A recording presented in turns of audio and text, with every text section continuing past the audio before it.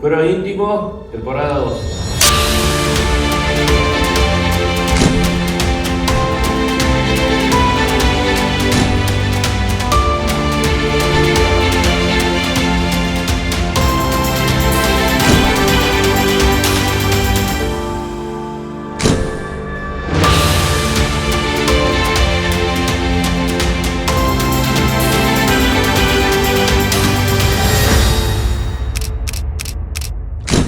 Bienvenidos a un nuevo capítulo de Fuero Íntimo. Hoy con nosotros, Marcelo Tauriño. Bienvenido, Marcelo. Un gustazo tenerte con nosotros. Gracias por invitarme.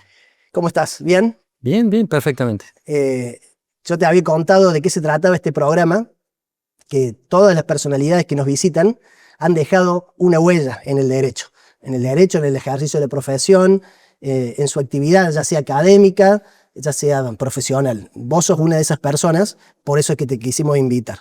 Así que te vamos a preguntar, te vamos a incomodar, posiblemente, con algunas preguntas sobre lo que ha sido toda tu vida profesional, principalmente porque sos una persona que no pasa desapercibido. Yo, en lo personal, observo mucho a los colegas, a los docentes, y yo de hace muchos años te he visto, inclusive yo estaba en la escuela, y me acuerdo de un caso muy importante que llevaste, debe hacer alrededor de 30 años, llevaste juicio ni más ni menos que a un exgobernador. Contame cómo fue esa experiencia. Bueno, me han preguntado tantas veces por eso. ¿Querés que empiece por otro lado? Fue una experiencia fascinante en lo jurídico, en lo humano, en lo social. No fue una tarea personal, fue una tarea colectiva de un grupo muy importante de gente, de trabajadores bancarios. Sí, me acuerdo. Yo era asesor legal de la Asociación Bancaria, que era el gremio que reunía a los bancarios. ¿Cuántos años tenías ahí? 32 años. 32 años. Sí. Y fue una batalla maravillosa, pura, digna, honorable, y que junto con un grupo de gente la libramos hasta el final. Y otra gente, bueno, que desbarrancó como en todos lados. Pero yo lo que salvaría es, más que la experiencia personal, creo que lo que significó para Córdoba, ¿no? Que era posible enfrentar al poder, que era posible vencerle con las propias armas del sistema, en el marco de la ley, de las leyes que ellos habían hecho, y en el marco de una estrategia de conflicto que dio su resultado y que creo que ha señalado un camino. Fue para quienes por ahí no lo tienen tan presente, gente más joven que nosotros, fue la primera vez, fue un juicio histórico, no solamente por el fondo del asunto, sino porque traer a juicio a un exgobernador saliente, porque había terminado el mandato hacía poco tiempo. Sí, fue como, digamos, la etapa final de una mecánica o un planeamiento de conflicto en donde se comenzó como una forma de lucha también sindical, no solamente jurídica, a señalar los robos, los desfalcos, las defraudaciones que se habían producido en la banca estatal, claro, tanto en el Banco Social de Córdoba como en el Banco de la Provincia de Córdoba. Eso fue generando una serie de allanamientos, imputaciones, luego prisiones. La más llamativa fue la de Jaime Pompas, que era el presidente del Banco Social y era un poco el ideólogo económico, jurídico, social y hasta político, diría, del angelosismo. Y la denuncia contra el entonces gobernador, el juicio se hace cuando él ya deja de ser gobernador, pero la denuncia se hace siendo él gobernador, es el corolario final de la estrategia y en el planeamiento operativo para lograr los objetivos que se lograron en un porcentaje cercano al 90-92%. Qué bárbaro. Así que fue una tarea muy noble. Yo quiero rescatar la nobleza de la tarea, no por quien habla, sino por toda la gente que aportó pruebas, por toda la gente que creyó, por toda la gente que se mantuvo firme y que ninguna sufrió ninguna consecuencia, en el sentido que la prueba fue manejada con total seriedad y respeto y con secreto profesional para preservar y custodiar a esos trabajadores que eran en definitiva lo que nos acercaban las pruebas de los robos. Y de ese caso ya vamos a charlar de otras cosas, pero para ir cerrando ese tema, ¿qué te marcó? ¿Te marcó algo a fuego de ahí, de ese proceso? ¿Cuál es la enseñanza que Bueno, te llevaste mire, de ese juicio? a ver, ese juicio y mi posterior conducta, que creo que fue lineal y fue siempre la misma, bueno, me transformó en un sujeto maldito aquí en Córdoba. Es decir, en un sujeto tremendamente censurado, con miles de puertas cerradas, con postergaciones profesionales, académicas, con represalias de todo tipo, las cuales yo llevo con mucha dignidad. Es decir, no estoy aquí ni en ningún momento de mi vida llorando ni despotricando. No, asumí las consecuencias desde el primer momento, con mucho orgullo, con muchas ganas de hacer las cosas por las cuales yo creía y creo que debo seguir haciéndolas. Y aquí me tiene. Yo me acuerdo, de lo que estás comentando, es lo que se ve desde afuera, digamos, que sos una persona por ahí controversial. Y yo me acuerdo cuando yo estaba en la facultad, me metí en tu clase y me acuerdo que entré a tu clase y de la enseñanza que me quedó grabada a fuego fue que dijiste nunca tengan miedo de ejercer un derecho. Así es. Y eso me quedó, Bueno, y creo que eso antes te hago las siguientes precisiones. Yo no creo para nada ser un sujeto controversial, eso creo que es algo que han Pero inventado. no es algo malo. Yo creo que pero no es cierto. Yo creo Bien. que es lo que han inventado los medios. Bien, Después, si querés, hablamos de lo que significan los medios en una sociedad. seguro. Los medios han hecho un perfil mío, han tratado de buscar. Yo he dejado que eso fluya. Bien. Yo no he salido de decir, yo soy una persona que hablo de frente, hablo con claridad, el idioma español para mí es un idioma bellísimo y en la lengua de Cervantes se puede expresar absolutamente todo sin ofender y manteniendo la posición. Efectivamente, yo a mis alumnos siempre les he planteado verdades que nunca deben cejar en construirlas. Una de ellas es la que vos señalaste. Y otra, por ejemplo, que siempre digo es que no hay que tener miedo. Particularmente en la universidad hay mucho miedo académico. No, voy a decir esto porque el profesor le gusta esto. No, voy a decir tal cosa porque para no molestarlo. Al revés, creo firmemente que el disenso muchas veces construye más que el consenso. Bien. Es decir, creo que de la diferencia de posiciones, en la medida que éstas tengan la razón suficiente y el fundamento imprescindible para sustentarlas, creo que es allí donde nace el auténtico conocimiento, el entrechocar de ideas, particularmente en una ciencia social por antonomasia como es el derecho. Claro que no es una ciencia exacta. Exactamente. Nadie puede hablar Por desde lo la tanto, verdad absoluta. Es importantísimo el disenso, el pensamiento distinto. Y creo que eso es lo que nos falta en nuestro sistema educativo y por lo tanto también en nuestro sistema universitario. Impulsar el disenso, impulsar la controversia, impulsar la opinión aún en contra de la mía. Claro, claro. Siempre y cuando tenga una razón Por suficiente. supuesto, el respeto sobre todo, claro. Generar cabezas pensantes. A nosotros nos falta en esta Argentina que la gente piense per se y con la voluntad de construir un proyecto común. Es decir, el yo que esté incluido en el nosotros. Algo que siempre le planteo a mis alumnos. Pensemos desde el nosotros, es decir, desde un pensamiento comunitario y no desde un pensamiento individualista demoliberal burgués, sino de un pensamiento que nos nuclee a todos, porque todos estamos en lo mismo, o todos nos salvamos o todos nos hundimos. Y estamos, en mi opinión, vos querías que yo sea polémico, no controversial, porque yo doy mi opinión, estamos en momentos graves en donde creo que estamos en circunstancias en que si seguimos así, todos nos vamos a terminar hundiendo. Muy interesante lo que estás planteando, Marcelo. Volviendo un poquito para atrás, coincido en gran parte todo lo que estás diciendo y me voy a cuando yo doy clase con mis alumnos, les digo siempre, no piensen el derecho como algo lineal, no es algo matemático, sino tienen que ver más allá de la norma. Primero piensen qué quieren hacer y traten de ver lo oculto. No sé cómo lo ves vos, porque en la facultad yo noto que vienen con una forma de estudiar como que es muy de memoria, como que no hay pensamiento crítico. Y no es para achacarle a un profe en particular, sino es como que ya viene del sistema educativo del secundario, inclusive. Efectivamente, hay un sedimento de la educación argentina, tema que me apasiona, porque creo que es la gran revolución que hay que hacer, es la revolución que hay que hacer en la mente, en la psique y en el conocimiento de cada uno de nuestros jovencitos, de nuestras niñitas, de nuestros niñitos, de nuestros adolescentes, y luego ya en las universidades, de nuestros hombres y nuestras mujeres, precisamente para desterrar ese, vamos a ser benignos, entre comillas, conocimiento positivista, normativista, frío, alejado de una cosmovisión leonardiana, paisajística, en donde precisamente ve al otro como un semejante y no como una planilla Excel. Claro. En donde ve al otro como un hermano que sufre y no como un objeto con el cual hay que combatir y al cual hay que batir.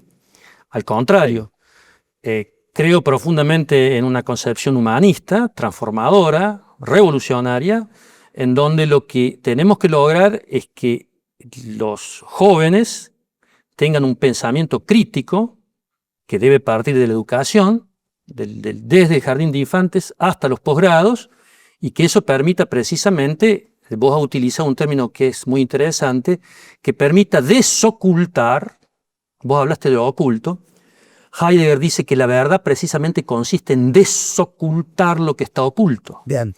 Entonces este fascinante travesía, esta gigantesca caminata, o yo le llamaría esta peregrinación extraordinaria por el camino del saber, precisamente consiste en eso, en ir desocultando lo que está oculto y en ir tomando de pie al que esté de rodillas o que esté caído por la situación que fuera, invitarlo a ponerse de pie y que la instrucción, la educación, el saber son herramientas liberadoras del ser humano. Vos coincido en eso que estás diciendo y se me venían en la idea dos puntos importantes que también mencionaste vos, que es el miedo y el pensamiento crítico. Digo yo, la figura del abogado Sí. no puede ser con miedo, ¿o no? ¿Por qué? Digo, vos vas a ser abogado, yo le digo a los alumnos, ya te toque ejercer a la profesión de una manera liberal, es decir, con la matrícula, o sosteniendo una decisión desde adentro de la justicia, vos tenés que tener convicción y fundamento para sostener o una resolución o una defensa. Y para que a vos te confíen, ya sea que te confíen la autoridad estatal para dictar una resolución o que te confíen la autoridad para defender un caso, si vos no tenés la actitud, nadie te va a confiar nada. Entonces, el miedo para mí, además de que te paraliza, bueno, en todos los ámbitos de la vida, pero es como, ¿no notas que con el abogado requiere un plus mayor? Y yo Bueno, veo que los jóvenes de hoy, muchos se paran en los exámenes y tienen, obviamente, bueno, el nervio del pánico de estar enfrente de un docente puede ser, pero en la vida los noto como muy temerosos, miedo a equivocarse sobre todo. Bueno, vos tocás un tema, digamos, que tiene muchas aristas. Yo diría que hay no pocos de nuestros colegas que han hecho bastante para generar ese miedo. Entonces hay mucha gente que ve a un abogado y desconfía. Mira, no concibo la vida con miedo. Si por mí fuera, yo quisiera una Argentina de hombres y mujeres valientes. Para mí la valentía es una virtud muy importante. No la valentía al uso nostro que se puede interpretar una discusión callejera, no, la valentía ante una enfermedad, la valentía ante una circunstancia negativa, la negativa ante una desgracia. Digamos, sería la actitud para enfrentar Efectivamente, lo que te toque, las vicisitudes, sean buenas o malas. La vida es muy peligrosa, diría Nietzsche, ¿no? Entonces, a esa vida peligrosa hay que enfrentarla con el mayor nivel cultural posible, porque es el que te va a dar las herramientas para poder elegir en mejores condiciones tal o cual opción, sea existencial, espiritual, filosófica, y la valentía como una actitud caracterial para derrotar a los elementos. Claro. Es decir, la vida no es fácil, la vida es muy complicada. Y la vida te va planteando la existencia de muchos enemigos, de carne y hueso, poderosos, estructurales, Y en esa relación dialéctica entre la lucha y el combate contra un enemigo, en mi concepción, lo que hay que lograr es la victoria contra ese enemigo. Bueno, para eso no se puede tener miedo. Y a aquellos que tengan miedo, que es un sentimiento muy humano por otra parte, que no necesariamente significa que sean cobardes, sí les animo a que en la medida en que tengan la mayor formación posible, no solamente cultural, sino espiritual, de forma tal de tener un carácter sólido que le permita enfrentar las vicisitudes y los desafíos de la vida, van a poder encontrar todas las respuestas, sean materiales, técnicas o espirituales. Muy bueno lo que estás diciendo. Marcelo, seguí pensando mientras vas hablando, estás disparando un montón de temas que son muy interesantes. Has llegado al cargo máximo dentro de la universidad. También sos titular de cátedra de Derecho Internacional Público. Recién antes de comenzar el programa yo te decía que notaba como que la asignatura del Derecho Internacional Público está como muy independiente, está aislada, como si fuese una cosa que fuese opcional jurídicamente hablando. ¿Cómo lo ves vos? Digamos, en el inconsciente colectivo del ejercicio profesional me refiero, no me refiero jurídicamente hablando, ¿no? Yo creo que la materia que me toca dictar es una materia extraordinariamente relevante, atento que es el derecho del todo, es decir, del planeta. Claro. En los tiempos que vivimos de exasperación capitalista y en donde el capitalismo ha impuesto la globalización, que no es ni más ni menos que la hipertecnificación y la hiperexpansión del capitalismo a nivel planetario, evidentemente ese sistema tiene que tener un derecho. Bien, ese derecho es el derecho internacional. Claro. Por lo tanto, el propio sistema peticiona que este derecho internacional tenga esa importancia. Que la Facultad de Derecho no se lo dé, o que no se lo dé todavía este pajueranismo, este cordobesismo, digamos, es entendible, pero en todas las universidades del mundo el derecho internacional público es, sin duda, la primadona del derecho. El problema, volvemos al aspecto que vos señalaste como controversial, y uno dice, ¿cómo no ser controversial con las cosas que dice este tipo? El problema es que desde que soy titular el año pasado ya hemos cambiado el programa, que es un programa que no hesito en llamarlo revolucionario, y estamos dictando una nueva materia opcional que se llama Derecho Internacional y Relaciones Internacionales, y en donde le damos una vuelta al derecho internacional de forma tal de no tomarlo como el derecho internacional del capitalismo mundial, sino tomarlo como el derecho internacional al cual los pueblos pueden recurrir y deben recurrir para preservar y proteger sus derechos fundamentales como pueblos. Derechos, claro, efectivamente. Es decir, lo vemos situados como que estamos en la periferia de un país del sur, que es la Argentina, con enorme cantidad de defectos, de miserias, pero también con una enorme posibilidad de construir algo grande para ese nosotros que hablábamos antes. Nosotros, que siempre lo planteo hace ya más de casi 35 años, debe converger peregrinamente para convertir a este amuchamiento balcanizado de estados producto de la inteligencia y de la geoestrategia británica en un bloque supranacional que es la Confederación de Estados Indo-Iberoamericanos, para poder precisamente darle respuesta, como decíamos antes, darle respuestas a los desafíos de la vida. De una vida que es, lo vemos estos días, enormemente peligrosa en el plano internacional, con misiles que van de un lado para el otro, con amenazas de utilización de artefactos atómicos, con genocidios, con masacres, con crímenes de lesa humanidad. Y entonces el derecho internacional, no voy a cometer el error ni la vanidad de decir que vamos a cambiar la realidad, ni que somos el centro del universo, no, pavadas no.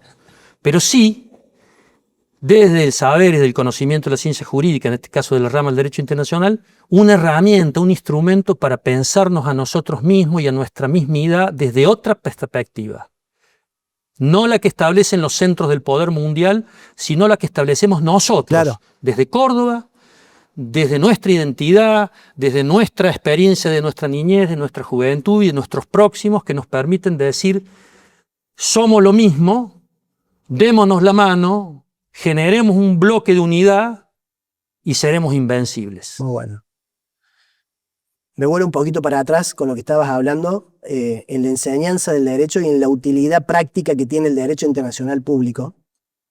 Yo a mí me toca dar en la facultad, en el grado, doy Derecho Público Provincial, que es de segundo año, y Derecho Ambiental, que está en sexto.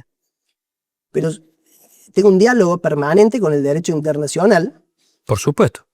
sobre todo con la cláusula federal del Pacto de San José de Costa Rica, que para mí, desde el punto de vista del ejercicio profesional, es fundamental.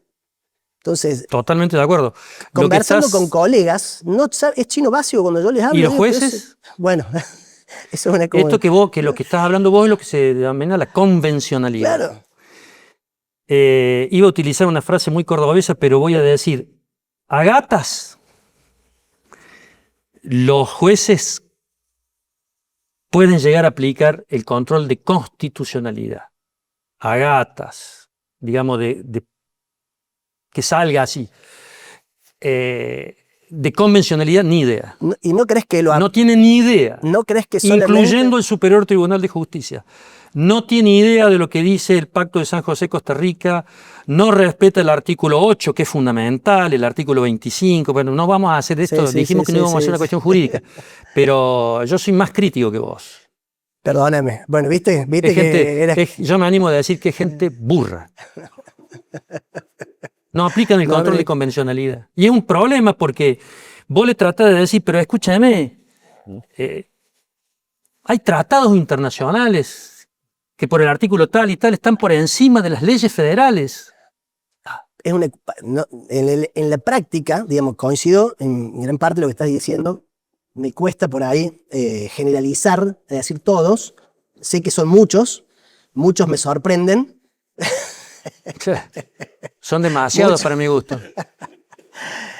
Muchos me sorprenden Hay para una bien. mentalidad como de pago chico, como diciendo, no, yo estoy aquí en Córdoba, que esto es muy engolado, por eso cuando vos hablabas y te traías el ejemplo de los abogados en Córdoba, Córdoba es una sociedad muy pacata, muy docta, Claro, sí. muy doctor Tiene que de sonar acá, bien, tiene que sonar... doctor de allá. Entonces hay como una especie de nacionalismo chiquito, berreta, barrial, de capilla. Una idiosincrasia que hay que cuidar. Sí, idiosincrasia Custodiar. no estaría mal, sino, pero es porque le dice, esto es un nacionalismo de campanario, una cosa muy chiquita, muy berreta, que hace que no se pueda abrir la cabeza y decir, no, bueno, la nación argentina ha firmado tratados internacionales a los cuales estamos sometidos. Y bueno, hay veces que hay una señora del Superior Tribunal que le parece que es más importante a lo mejor una acordada que la Convención Interamericana de Derechos Humanos, Pacto de San José, Costa Rica. ¿Y qué podés hacer? De eso te Quemar goma frente a tribunales, de eso encadenarte. No tiene sentido. De eso te quería preguntar. Sobre el tema de la acordada, pero me voy un poquito para atrás con lo que estaba diciendo. A mí en el ejercicio profesional me sorprende muchas veces, para bien y para mal, como todo, pero hay ciertos convenios internacionales, ciertos instrumentos internacionales que esos son dogmas. Belén do Pará, por ejemplo. Bueno, ahí ya te metes en un tema prácticamente intocable para la gente que no tiene las cosas que hay que tener para decirlo. O sea, que no me corre a mí. Y no se animan yo estoy seguro que lo citan, pero no tienen ni idea qué dice el texto. Pero lo citan como una manera automática. Sí, no, porque sí, Belén do Pará. coincido, es como un credo. Claro, tal cual. Un credo laico. Claro, ¿sí?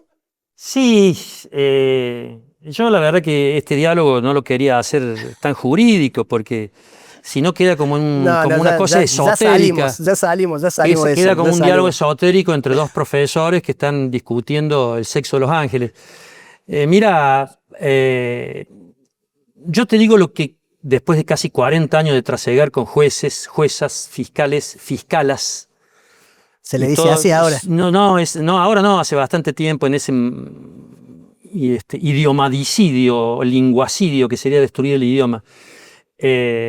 Mira, yo creo en los jueces que creen en la justicia. Yo creo en los jueces que saben distinguir qué es la equidad. O sea, vos querés temas polémicos, vos le preguntas a cualquier juez, fiscal o operador judicial y te dicen que la equidad es la justicia del caso concreto. No es eso la equidad. La equidad es la disposición espiritual que debe tener un magistrado para decidir, sí, en un caso concreto, pero atemperando el excesivo rigorismo que la ley pudiera tener para no cometer injusticia aplicando la ley. Bien. Eso es un juez. Bien. El juez que no comete injusticia. El juez que no está invadido espiritual, moral, psicológica, intelectualmente por el positivismo jurídico. El juez que le duele el dolor ajeno. Bien. Te hago 2 preguntas sobre lo que estás hablando de justicia. Me hablaste de las acordadas, que recién lo mencionamos. Pero eso no es justicia. No, de administración de justicia. No, eso no es justicia. Bien. ¿Cuál es tu punto de vista sobre eso que me mencionaste? Me gustaría que amplíes. Y de paso también te pregunto, ¿cómo ves el perfil de los jueces de hoy? Bueno, el doctor Masiochi no quiere que trabaje más yo en tribunales, pero no tengo por costumbre evadir nunca una respuesta. Una respuesta, bien. No, bueno. no soy un cobarde para nada. A ver. Pero me podés decir. No, pero no me gusta, que sea... no me gusta utilizar el idioma español, la lengua de Cervantes para. No. A ver, vamos por partes. Esta es una sociedad que le canta loas a los tribunales populares. Los tribunales populares son tribunales posteriores al hecho de la causa. Por lo tanto, para mí son inconstitucionales.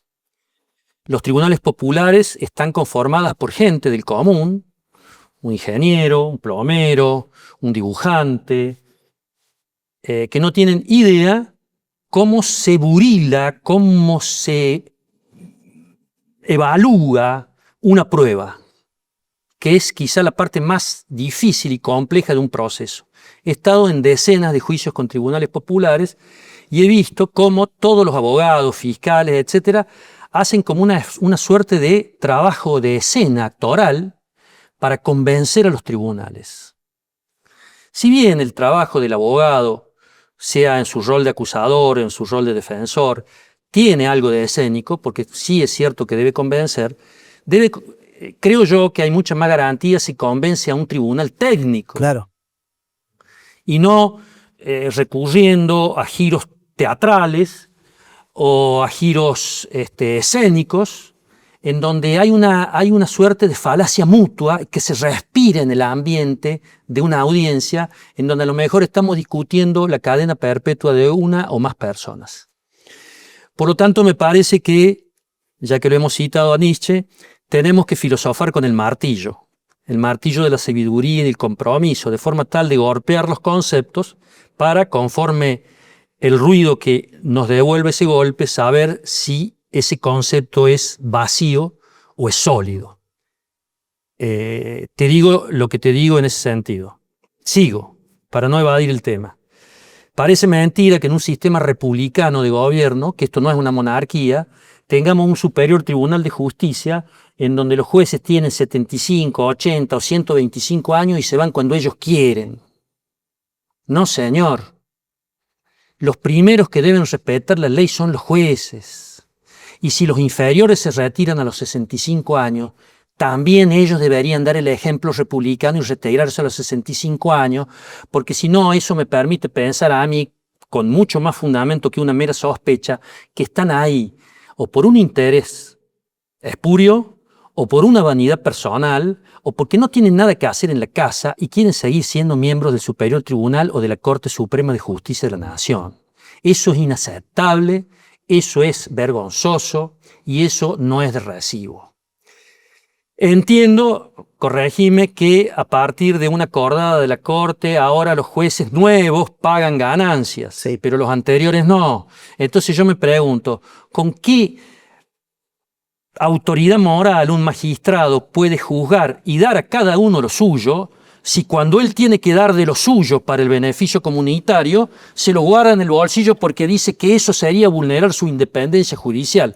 Caramba, parece ser que su independencia judicial es bastante lábil porque depende del grosor de la billetera en su bolsillo. No sé si me querés preguntar alguna otra cosa más. No, te había preguntado eso y del perfil de los jueces. ¿Cómo ves el perfil hoy de los jueces? Bueno, el perfil de los jueces va a ir cada vez en decreciendo. ¿Por qué? Porque va en decreciendo la sociedad. Nosotros vivimos en un grupo humano que ya no es comunidad, yo creo que tampoco es sociedad, y es, en mi modesta opinión, un amuchamiento de gente arrojada sobre un paisaje. Es decir, hemos dejado de ser una nación, hemos dejado de ser una comunidad organizada y ni siquiera somos una sociedad en donde hay relaciones de intereses. Hay un hiperindividualismo en donde ni los plomeros, porque la gente se queja, mira, este plomero ya no son como los de antes, lógico, el contador ya no es como antes, los productores, los cameraman no son como los de antes, los abogados no somos como los de antes. ¿Por qué? Porque hay una decadencia en la sociedad. Muy bien. Por lo tanto, que no se ofendan los señores jueces ni los señores fiscales cuando yo digo que también ellos están en decadencia, porque no son ninguna excepción, al socaire y al ritmo de la decadencia en donde se despeña hace ya varias décadas, nos despeñamos todos, incluyéndome los argentinos. Cuando alguien tiene que designar los jueces, vamos a, que esto lo tengo escrito en varios lados. Alguien tiene que designar los jueces. Bueno, por ejemplo, los jueces de la Corte Penal Internacional los designa la Asamblea de Estados Partes en un régimen democrático por los 2/3 miembros de las miembros presentes y votantes conformados por los estados. Entonces hay una mayoría hiperagravada para designar a los magistrados. ¿Hay alguna garantía mayor democrática para nombrar los jueces? ¿Quién nombra a los jueces en nuestro sistema? Un denominado, a mí me parece fantasmagórico, Consejo de la Magistratura, ¿no? En donde hay un grupo de legisladores, en donde hay un grupo que representa a Jueces, abogados. jueces, abogados. Entonces, allí hay una reunión. El Ejecutivo. Entonces, bueno, estos 3 jueces yo los quiero para mí. Bueno, yo te voto los 3 jueces, pero yo quiero este. Entonces, hay una especie de componenda que no es un sistema mucho más transparente que el que había antes, en donde había una comisión de acuerdos en la legislatura o en el Senado de la Nación. El problema, estimado colega, a riesgo de ser iconoclasta y que no le guste a mucha gente, es quién designa a los jueces, quién los sienta ahí. Do ut des, te doy el cargo para que me des, cuando llegue el momento de mi pedido, tu voto. Te subo a camarista para que cuando llegue el momento, y eso da por resultado un sistema judicial mal llamado justicia. Volvemos como Aristóteles circularmente al inicio de nuestra conversación, en donde vos me decís, ¿por qué la gente le desconfía a los abogados? Y porque le desconfía al sistema de justicia. Porque el sistema de justicia no le da justicia. Entonces la gente descree, vos vas a la calle, en cualquier lado, y la gente no cree en el sistema judicial. Pero claro, la prensa particularmente, muchos de los operadores judiciales y determinados paradigmas establecen la justicia, ¿no? Usted quiere, vaya a la justicia. No, vaya al Poder Judicial, que es una estructura burocrática en donde habrá en el menor o en el mayor grado actos de justicia, pero la justicia es otra cosa. La justicia es el valor fundante de cualquier comunidad. O sea, tal cual. La justicia es un valor más importante que la libertad. Mira lo que digo. Porque es imposible concebir la libertad sin justicia. Por lo tanto, no estamos tocando aquí un temita menor. Estamos tocando uno de los núcleos fundantes, junto con la cultura, de un grupo humano, de este amuchamiento que hemos llamado, ¿no? Que está arrojado en el paisaje. Hay algunos que cayeron en las sierras, otros que cayeron en el llano. Pero esto es una democracia colonial. vos querías que dijera más cosas. Mira, esta es una democracia colonial y ahí quizá está el origen de nuestros males, porque esta no es una democracia. Hace pocos días se cumplieron 50 años del mal llamado golpe militar de 1976. No, fue una sonada que trajo como consecuencia la instauración de una tiranía cívico-militar, porque no fue dictadura, fue tiranía, es peor que una dictadura. Y no fue militar solamente, fue cívico-militar. En donde esta tiranía cívico-militar, digámoslo de una buena vez, para que no nos engañemos cuando nos miremos frente al espejo, que no llegó como consecuencia de las luchas del pueblo argentino, todo eso es verso, es mentira. Esto llegó como consecuencia de una catástrofe geopolítica y militar con la caída de Puerto Argentino. Por lo tanto, es una democracia, y por eso le llamo colonial, que llega a las costas del Plata como consecuencia del impulso de las turbinas de la flota británica. Nosotros tenemos con esta democracia colonial un problema que todavía no hemos solucionado, que es darle la verdadera raigambre, el verdadero contenido auténticamente nacional y popular. Nosotros vivimos en una democracia colonial. Es una democracia que trajeron los ingleses con el apoyo de los Estados Unidos. Entonces, mientras nosotros no digamos esto, cosas que se dicen en mi cátedra, y por esas razones que han tratado de todos los puntos de vista, de impedir que llegue a ser titular. No hace falta que te lo recuerde a vos porque toda la universidad lo conoce, pero sí. Para quienes nos están viendo, fue necesario contar con 2 fallos de la excelentísima Cámara Federal de Apelaciones de Córdoba, que anuló los concursos en donde yo concursé, que me robaron la titularidad, y tuvo que haber 2 fallos para decir: esta es la persona que hay que poner hasta que se haga el concurso verdadero y legítimo, no como el mamarracho que se hizo. Bueno, esto no es un problema personal. Con lo que estamos diciendo aquí se expresa claramente el por qué se me ha impedido durante años llegar a ser profesor titular de cátedra, porque estas son las cosas que he dicho siempre, hace casi ya 38 años como profesor, pero ahora como titular de cátedra con el nuevo programa ya es una posición orgánica de la cátedra, respetando el disenso de los profesores, por supuesto, pero esta es la posición oficial de la cátedra B de Derecho Internacional Público. Nosotros vivimos en una democracia colonial, hay que transformarla, vivimos en un sistema carnívoro y genocida que es el sistema de poder mundial. Hemos instaurado un programa en donde no es solamente discutir sobre el derecho, sino un aspecto que forma el derecho, que es el poder. El derecho no forma el poder, es el poder el que forma el derecho. Por lo tanto, es una hipocresía e inclusive es una barbarie metodológica explicarle a nuestros alumnos el derecho sin antes decirle: un momentito, antes de que hablemos del derecho, vamos a ver cuál es el poder que está atrás del derecho. Claro. Porque el que forma el poder, conforme a sus intereses, es el que mueve las palancas, el que aprieta los botones, claro, el que maneja los algoritmos, para hacerlo en términos posmodernos. Sí. Ese poder es el que hay que desmenuzar, hay que escalpelar. Es el poder que hay que decirle a los alumnos: miren, no se dejen engañar. La vida es muy corta y a su vez es muy fascinante. Hay que discurrirla por un camino de verdad. Hay que discurrirla con una misión. Algunos tendrán como misión hacer plata. Otros tendrán como misión hacer el mayor o el menor daño posible que la matrícula les dé y que la sociedad les permita.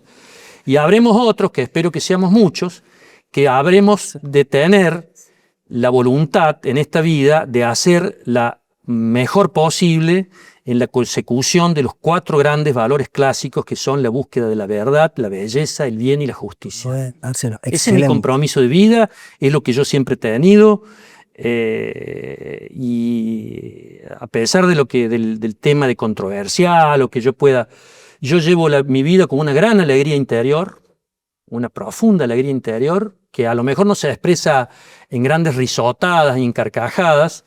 Desconfío bastante de la gente que se ríe mucho. Se ríe mucho. Soy una persona que permanentemente efectúa introspección interiores, que no son necesariamente religiosas, ni mucho menos, sino que son humanas. Me duele muchísimo el sufrimiento ajeno, Creo que el dolor tiene un enorme significado, no meramente simbólico, sino es como, yo le llamo, una gran caja de ahorros, en donde cada persona que sufre deposita en esa caja un elemento para sustentar la resistencia. Resistir contra lo injusto, resistir contra lo que no corresponde, resistir contra los que nos niegan el pan y la sal. Muy bueno. Muy profundo, Marcelo, todo lo que has dicho, la verdad que han sido de las entrevistas muy profundas, que estás dejando un montón de disparadores y temas como para Bueno, seguir, me alegra, yo. seguir charlando después de cámara. Vos me dijiste que me ibas a preguntar a lo mejor cosas que me iban a incomodar. Yo siempre digo, pero, pregúnteme lo que quiera, si puedo, para mí, contesto, si no... Vos fíjate que, no sé, hasta donde me conoces y yo en cuanto a oportunidad tengo, para mí incomodar es la forma de ejercer la profesión. Si vos no vas a incomodar... Perfecto, yo creo que un periodista en realidad debe incomodar a su pero no que la entrevistado. profesión de periodista. Es Digo, que está actuando como periodista. Sí. Yo creo que cuando el periodista dice, ¿se sintió cómodo? Y la cagaste, porque Claro. el entrevistado, sin faltarle respeto, hay que buscarle sin meterse en cuestiones de su vida personal o su vida íntima, porque me parece que eso forma parte de un derecho fundamental que todos los seres humanos tenemos de tener nuestra parte personal, íntima, pero sobre todo a un funcionario público, a una persona pública. Yo nunca he sido funcionario, ni lo voy a hacer, porque claro, con las cosas que digo, ¿qué Estado? Salvo que si fuera un superestado, un Estado serio, dice, no, a ver, venga, Tauriño, queremos aprovechar su experiencia. Estos estadúsculos que tenemos, tanto el municipal como el provincial como el nacional, a un tipo como yo lo ven como un tipo peligroso, complicado. Este tipo nos va a traer problemas, no soluciones. Este tipo no nos va a dejar afanar. Este tipo nos va a decir, che, loco, pónganse de pie. ¿Cómo vamos a tener un presidente que dice que está enloquecido de ver a un presidente de un estado extranjero y devocionalmente succionarle los calcetines? Tener un presidente que se arroba en la bandera de un estado extranjero, no importa cuál, y uno tener que ver eso y dice, la puta, uno que ha peleado tanto por tener una patria común, una patria digna, tener una patria en donde todo el mundo tenga salud, dignidad, un tipo que nos dice que la justicia social es un robo. Y lo hemos, yo no tengo nada que ver, pero digamos que como un núcleo, como grupo humano, ha aceptado eso. La justicia social es una de las más excelsas formas de la justicia entre los seres humanos. Es la justicia solidaria del que tiene en relación con el que no tiene. No importa si el que no tiene no lo tiene por el motivo que sea, pero no podemos permitir que sufra. Si yo permito que el otro sufra pudiendo aportar para que él no sufra, no soy un ser humano, o en tal caso soy un ser humano hijo de remil puta, canallesco. Así no se construye un grupo humano colectivo, así no se construye una nación. Bueno, este sujeto, él dice que no quiere ni el Estado, ni la nación, y que... Bueno, ¿cuánto hemos caído? ¿Cuánto hemos tropezado para que este sujeto, expresión que duda cabe de una oligarquía dirigencial, mal dirija a la Argentina y ofrezca a Ushuaia como plataforma para una base extranjera cuando a 400 kilómetros tenemos una base termonuclear de la OTAN? Entonces uno dice, la puta, si yo voy a ser profesor de Derecho Internacional para venir y estudiar la Convención de los Tratados, para venir y decir qué es el asilo y qué es la protección diplomática, no. Tal cual. Me dedico a otra cosa. A eso es lo que me refería cuando te dije de incomodar. Sí. Te lo decía del rol de abogado. Está bien que te pregunte y que te incomode con las preguntas, porque también esa era la idea. Es que no me has incomodado nada. No sé, pero digo, con las ideas que uno puede... A lo mejor yo te incomodo a vos. No, al contrario, yo lo estoy disfrutando. Es más, me encanta todos los temas que estás tocando. Pero te decía desde el ejercicio de la profesión, que el ejercicio del derecho es incomodar. Para cuando vas a hacer una defensa, y vos no estás para agradar ni a los jueces ni a la contraparte, vos estás para cumplir lo que te toca cumplir. Le guste o no le guste al que tenga enfrente, o al que tengas arriba, en digamos, uno de mis últimos alegatos, hablando, ¿no? Totalmente de acuerdo con vos. En uno de mis últimos alegatos, una causa una causa muy triste de una hija que había terminado involucrada para matarlo al padre, una cosa terrible, tristísima. Bueno, algunos colegas defensores se enojaron porque uno planteaba al Tribunal Popular que no se deje engañar. Entonces uno decía, pero ¿cómo? Nosotros estamos engañando. Entonces yo con toda claridad dije, pero si esa es la tarea de ustedes, es tratar de sembrar la duda. ¿De qué se sorprenden? Claro. Si ese es el rol de ustedes. Y más de uno, debo reconocer, lo está haciendo muy bien. No creo que lo logren, porque la prueba es contundente y porque estos señores y señoras que están aquí no se van a dejar engañar. ¡Pumba! Claro. Pero, es decir, por supuesto, Claro. claro. No te podés ofender por cómo ejerce. Pero la verdad muchas veces incomoda. Claro. Pero Por- eso cada vez yo siento que cada vez incomoda más. Y por supuesto porque es cada vez Entonces- una sociedad más injusta. Entonces, si vos decís la verdad, vas a tener más puertas cerradas, van a decir que sos controversial, van a decir que sos tal cosa, van a decir que sos de los servicios de inteligencia, van a decir, porque el arma del rumor es la que se expande conforme a la altura que posee el mismo, que moralmente es bajísimo, que se expande a nivel de la tierra y que ingresa por los pies de las personas. El rumor es un arma Muy poderosa y silenciosa. muy silenciosa, muy poderosa, con un gran poder corrosivo. Bueno, el rumor, a mí me importa 3 carajos el rumor. Y han dicho de mí de todo, que lo sigan diciendo. Coincido, tengo la misma posición que vos con respecto al rumor. Uno llevando... Que roba campos, porque Dios, también me a dijeron ver. eso. Es decir, por supuesto que en ese caso, con un conocidísimo personaje, se le hizo como corresponde civilizadamente el proceso judicial pertinente, se publicó lo que había que publicar, que lo conseguí como corresponde, y por supuesto este sujeto, que perfectamente podía haber sido intendente de Córdoba, se tuvo que ir con el culo entre las patas de Córdoba, anda ahí por Buenos Aires y nunca más pudo volver porque cada vez que vuelve a Córdoba lo llenan de gallos. Entonces, también hay que saberse defender. Este es un mundo muy peligroso. Entonces hay que navegar en aguas procelosas. Marcelo, Y por eso es bueno tener una fortaleza espiritual y nosotros los abogados sabemos cómo defendernos de forma tal de tener la capacidad de responder al desafío. se nos va acabando el tiempo del programa y quería hacerte 2 preguntitas antes ya de terminar.